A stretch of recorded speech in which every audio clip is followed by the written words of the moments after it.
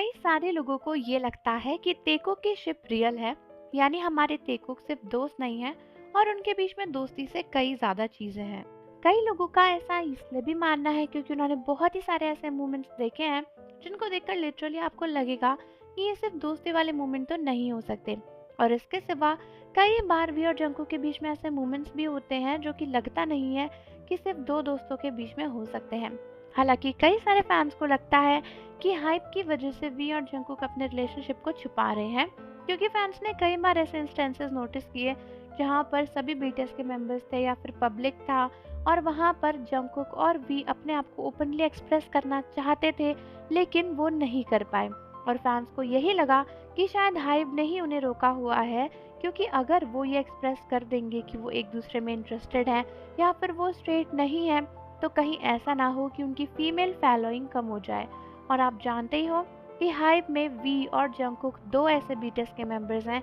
जिनकी सबसे ज़्यादा फीमेल फॉलोइंग्स हैं। आधी से ज़्यादा आर्मीज इन्हीं के पीछे पागल है, और जो आर्मीज OT7 नहीं है, जो एक्चुअल में बीटीएस को नहीं सुनना चाहती, बस उनके पीछे ऑब्सेस्ड है, वो तो वी और जंकुक के पीछे पागल ही हैं। तो ऐसे में अगर जंकुक और वी अपनी रियलिटी इंट्रोड्यूस करते हैं तो हाइप को एक भारी नुकसान होगा, और कई लोगों का मानना है कि इसीलिए हाइप जो है वो तेकुक को सामने नहीं आने देना चाहता।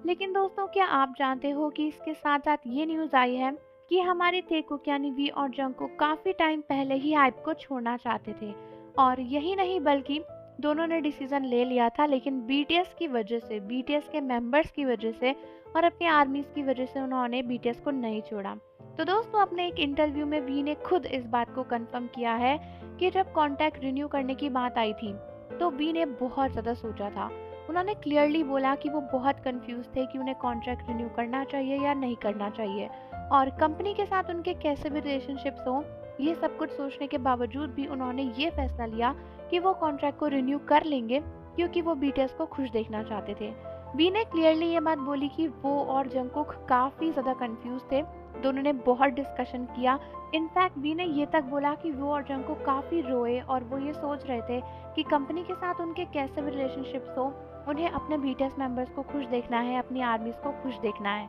तो इस कन्फेशन से ये क्लियरली डिफाइन होता है कि वी और जंकुक ने सोच लिया था कि वो बीटीएस को छोड़ रहे हैं, वो हाइप को छोड़ रहे हैं, क्योंकि हाइप के साथ उनके रिलेशनशिप अच्छे नहीं थे और वो रोए तक, इतने ज़्यादा कंफ्यूज थे। लेकिन बीटीएस के लिए उन्होंने बड़ा सेक्रीफाइस किया, क्योंकि वो अपने ग्रुप को खुश देखना चाहते थे।